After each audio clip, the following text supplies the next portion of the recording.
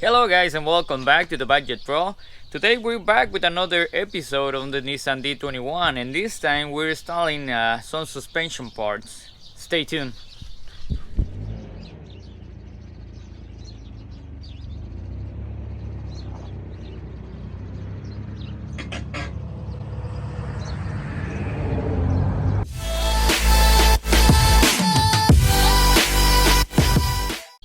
Okay, here's the kit that I got from actually Amazon because it was like fast shipping. This is the Monroe MA812 part number. This kit was around, I believe, like 60 well, around 70 something dollars, 72 $75, let's say. And this is basically what you get in the kit, which you get the two air shocks, you get the fittings, the cap to put the hose, the gaskets, these little things so you can put it on the chassis of the truck so you can run the hose. And then I don't know how long of a hose this is, but I'm sure that it's gonna be enough.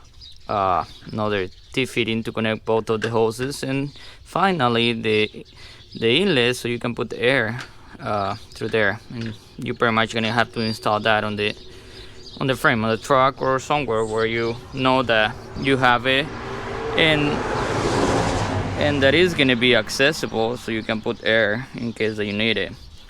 These are the instructions, and basically what we need to do is basically put the shocks with the inlet to the inside. So that means that I believe they go like that or like that. I believe they go like that. So pretty much the air hose is going to go towards the back, not like in the description over here. So we're gonna be safe with the exhaust that we have on the truck.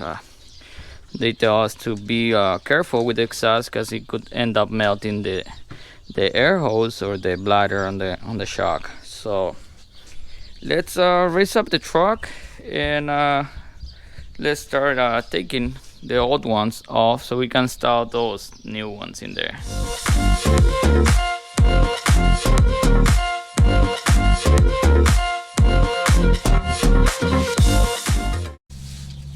We are gonna start by removing the one on the passenger side, and hopefully we don't struggle trying to pull it out. But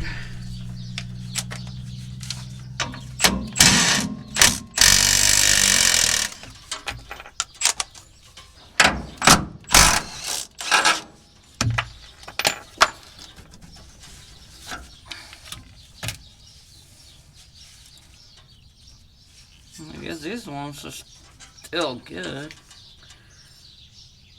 for a while. Okay, so we have all that, and I believe we need a washer for that thing. Let's see.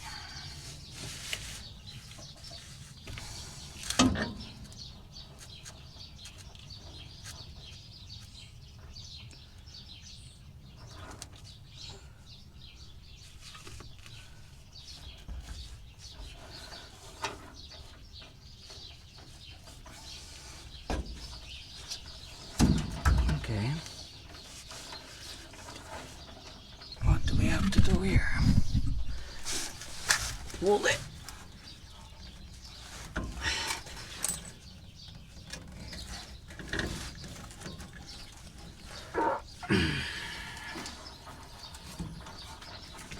Okay, there you go. Okay, we got one, which is good. Put this washer over here. Do I need it with this one? Yeah, it's rubber in there. Oh, there you go. That one looks better.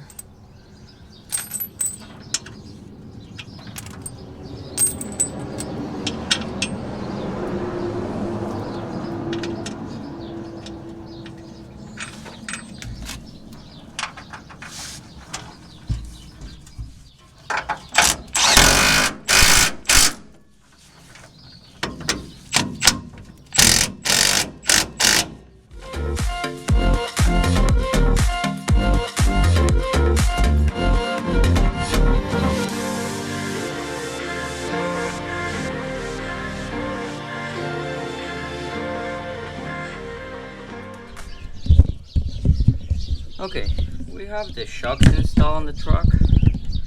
Now we need to figure out how are we gonna run the little holes. And it's pretty much, it has the schematics here, and I guess on every spot that the hose is gonna hit, I mean,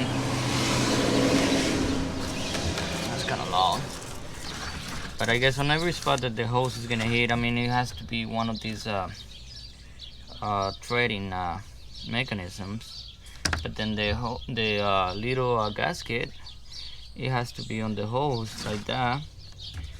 And then oh, hold on, no, I guess you have to put the fitting first, and then you have to put the little O-ring, the gasket, and then basically thread it inside the thing, right?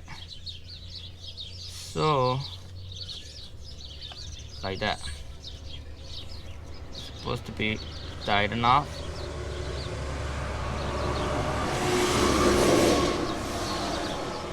You're only gonna tighten it up with your fingers, that's gonna be it, and that should make the seal on it. It says basically not to over tight it, because then the threading on the plastic thing, they're gonna go bad, or even the gasket, it might rip. As you guys can see, a little gasket gets inside, and pretty much will make the connection tight, I guess. So I guess I'm gonna run each one of these ends into the shocks, and then I'm gonna figure out where I'm gonna end up putting the fitting so we can put the air on. So let me put these things on the hose, and then we can cut it over there on the bottom of the truck. So that's probably gonna be the easiest way. I ended up lifting the truck and put it in a jack stand, just because it was like kind of hard for me to come on the bottom of the truck now to get parts. So we're done installing the air shocks. As you guys can see, I didn't have to lift the truck, so I mean, it is what it is, I guess. But now we're gonna be installing the air hose coming out of each one of the shocks. So now we're gonna install it on the shock, and then run the hose and see where they can end up meeting. And yeah, let's go from there, and we'll keep going.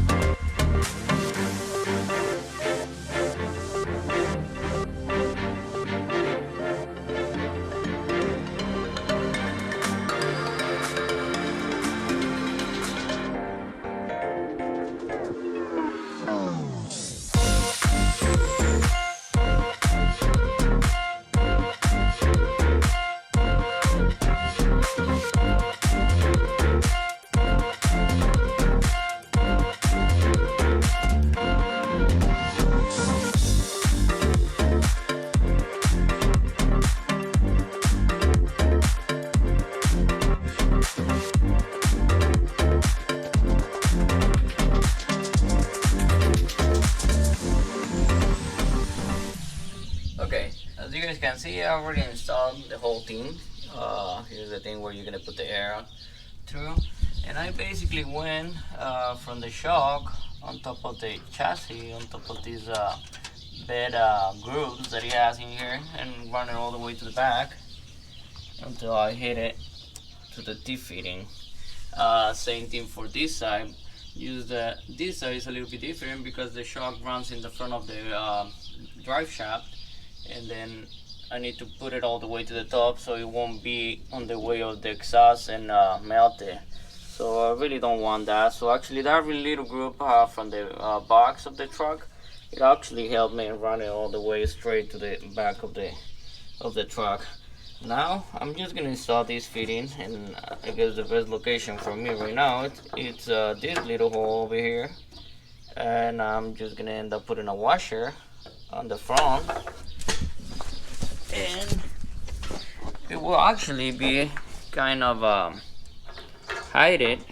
I didn't want to put it here on the bumper, so it's actually gonna be inside the truck, but it's actually accessible to put air on it, and it won't be that difficult in case I need to.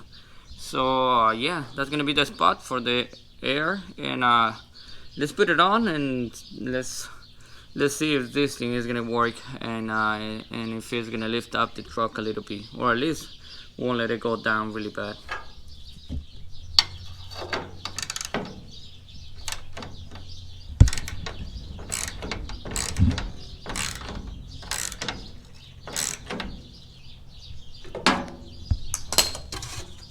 Yep, nice and firm.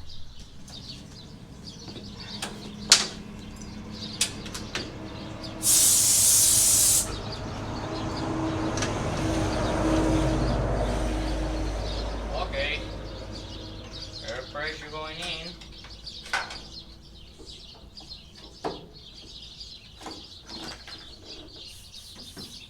There you go. Definitely lifting. So that's good.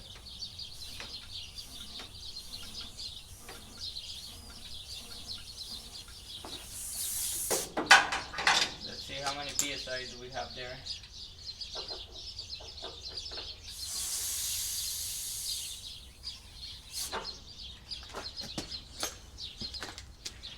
We're around 45 PSI on it, and I can tell you guys it definitely lifted up quite a bit. I would say probably more than 1.5 inches. So that's actually good, and we know that they will work, and we know that we can carry a lot more load on this thing, and it's actually not going to be leaning on the back like it's doing it right now, because I didn't want it lower in the front because of camber issues. But yeah, we're looking very good. I like it. We're gonna test now for leaks, and I'm gonna get some soapy water and try to put on all the fittings and see if we have any leak. Hopefully not. So with that being the last thing, that should be it. I mean, should be in fully operational stage, and yeah, we can drive it with heavy loads on it.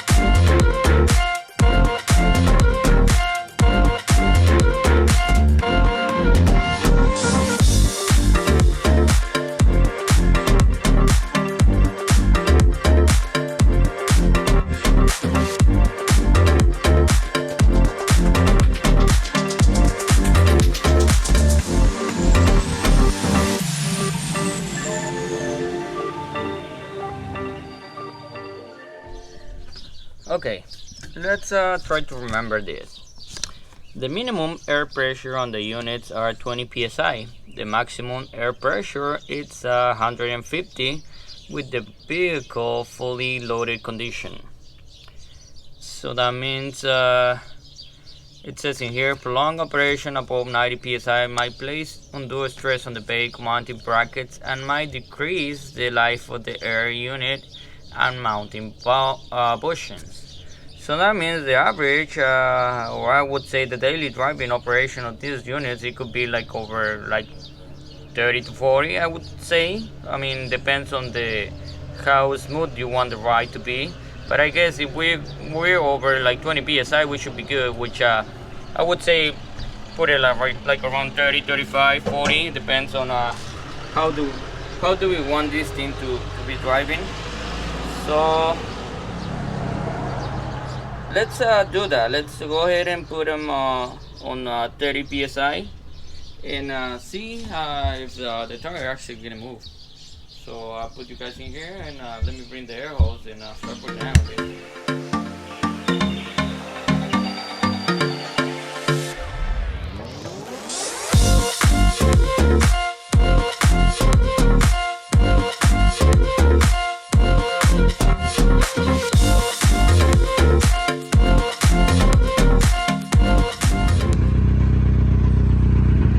Full fridge, and this thing is still running like a champ.